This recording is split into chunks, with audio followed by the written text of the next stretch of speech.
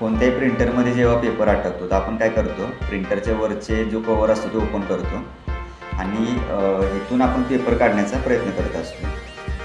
पण ह्याच्यामुळं काय होत असते, जो मी तुमचा पेपर खेचला तर त्याचे काही छोटे छोटे तुकडे असतात ते त्याच्यामध्ये अटकले जातात आणि जर त्यातील काही पेपरचे तुकडे असतील, त्याचा हा प्रिंटरचा हेड आहे आणि या प्रिंटरच्या हेडच्या खाली जर तुकडे असतील तुम्ही खेचून केलं तर हेड खराब होण्याची शक्यता असते. त्याच्यामुळे काय होईल की जो पेपरचे तुकडे त्याच्या खाली पण अडकून राहतील आणि ते तुम्हाला काढण्यासाठी शक्य होणार नाही. सोपी पद्धत काय आहे, तर प्रिंटरचा कवर ओपन करण्यापेक्षा प्रिंटरच्या मागच्या साईडचा एक ऑप्शन आहे, तर तो मागचं झाकण असतं ते तुम्ही मागचं कवर ओपन करायचं आणि कवर ओपन केल्यानंतर तुम्हाला पाठच्या साईडून तुम्हाला पेपर दिसेल. मग पाठच्या साईडून दोन्ही हाताने पेपर पकडून आपल्याला स्लोली तो काय करायचा आहे, बाहेर काढायचा आहे. अशा पद्धतीने काय होईल, तुमचा प्रिंटर पण खराब होणार नाही आणि पेपर पण बाहेर निघून जाईल.